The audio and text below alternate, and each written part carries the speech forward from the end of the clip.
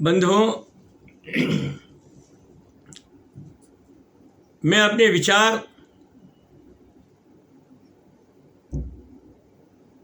जो व्यक्त कर रहा हूं वो मेरी अंतर आत्मा की आवाज से ही विचार व्यक्त कर रहा हूं, क्योंकि मैंने कई दफे देखा है कि शासन में कभी गिरावट क्यों आती है, प्रशासन में गिरावट क्यों आती है। कभी लोग कहते हैं कि अधिकारी नहीं सुनते, अफसरशाही बढ़ गई है,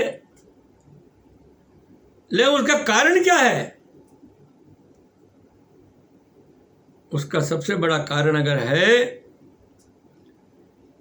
तो शासन एक घोड़े के समान होता है और शासन करने वाला जो होता है उसका सवारी का काम होता है, सवार होता है।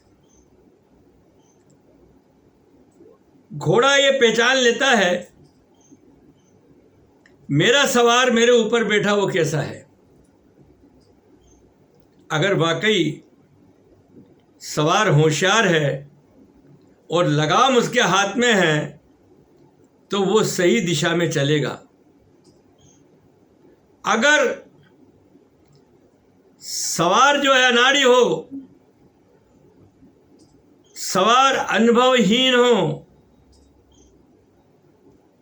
तो वो घोड़ा जो होता है वो पता नहीं कब किस समय सवार को पटक देगा और वो प्रशासन। इसी प्रकार शासन तभी सफल होता है कि उस पर सवार करने वाला व्यक्ति कैसा है।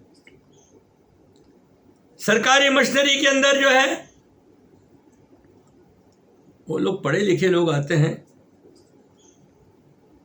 कई परीक्षाएं देकर के ऊपर पहुंचते हैं, आईएएस आईपीएस बनते हैं, आईएएस बनते हैं। हर कैटेगरी यानी कलेक्टर से लेकर के तहसीलदार, यानी मेरा कहने का मतलब निचले स्तर से हर सरकारी कर्मचारी ऊपर तक पहुंचता है। वो कहीं ना कहीं प्रतिस्पर्धा के आधार पर पहुंचता है, क्योंकि वो ब्यूरोक्रेसी होती है। और डेमोक्रेसी के अंदर जनता के द्वारा चुना हुआ जनप्रतिनिधि, उसकी कोई क्वालिफिकेशन कोई हो या ना हो, लेकिन जनता ने अगर उसको चुना है तो वो जनता का चुना हुआ जनप्रतिनिधि उस पर शासन करता है। अब मैं पूछना चाहता हूं कि भाई शासन करने वाला आदमी को क्या डिग्री की आवश्यकता होती है? क्या पढ़ा लिखा व्यक्ति ही शासन कर सकता है? या फिर इसके परिवार के अंदर भाई विधायक रहा हो, भाई मंत्री रहा हो, पिताजी मंत्री रहे हो, बाप सांसद रहा हो, क्या वही लोगों के वो लड़कों को मौका मिलता है उन्हीं के परिवार का वही शासन कर सकते हैं?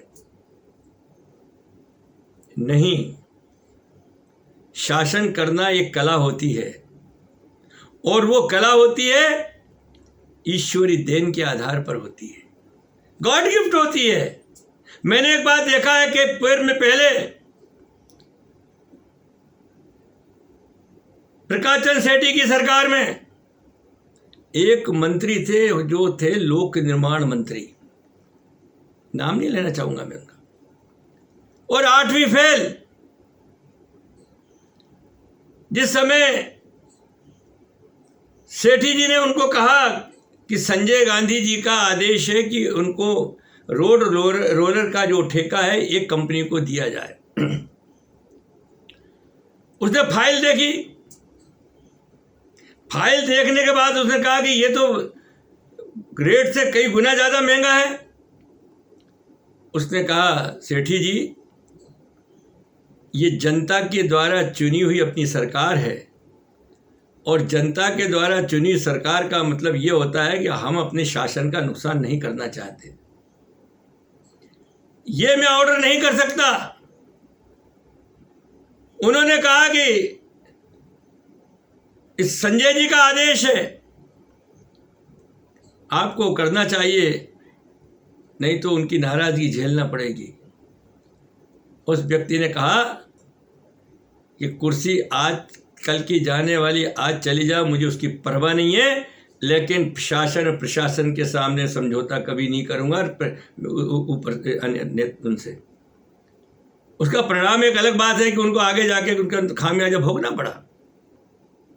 तो मेरा कहने का मतलब यह है कि 8वीं फेल व्यक्ति भी अगर शासन के ऊपर बिठाया जाता है और वो उसकी विल पावर मजबूत है और उसमें अगर योग्यता है तो वो आदमी पढ़े लिखे किसी भी व्यक्ति के द्वारा जनप्रतिनिधि बनता है तो उससे ज़्यादा सफल होता है, क्योंकि वो जानता है स्ट्रांग होती है विल पावर। एक उदाहरण और देना चाहता हूं मैं। बहुत पहले की बात है, सुना था एक हरियाणा में एक मंत्री थे जिनका नाम था गया राम, बड़ा फेमस नाम था उनका। वो पढ़े लिखे कुछ नहीं थे और हरियाणा में उसको ये तो जनता का राज है, बहुमत अच्छा विधायक के साथ में थे, उसको शिक्षा मंत्री बना दिया। जब पहले दफे पदभार ग्रहण करने के बाद वह व्यक्ति जब आया तो आईएएस अधिकारी सेक्रेटरी जो था, प्रिंसिपल सेक्रेटरी था, उसने सोचा ये तो क्या जानेगा, तो साला ऐसे पढ़ा लिखा है नहीं, कुछ नहीं।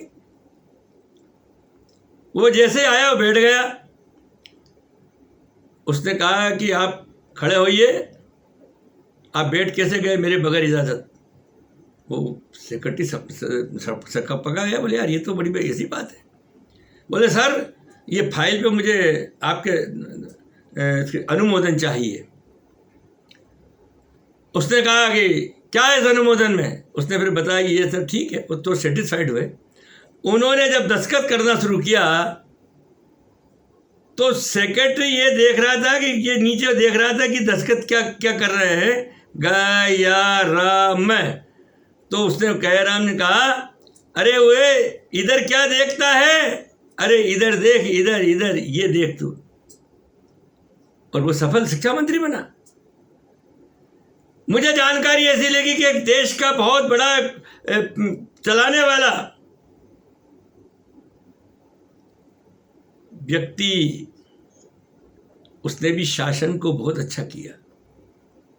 तो मेरा कहने का मतलब बंधुओं कि शासन चलाना एक अच्छी कला है और कला वही व्यक्ति कर सकता है जो अनुभवी हो और जिसकी विल पावर स्ट्रांग हो।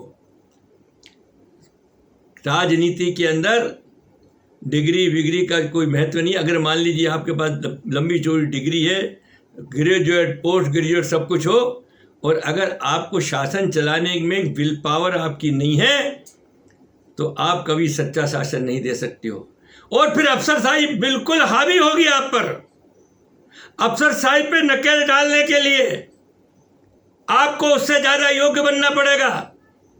और दूसरी बात, आपको अपना ईमानदारी बतानी पड़ेगी।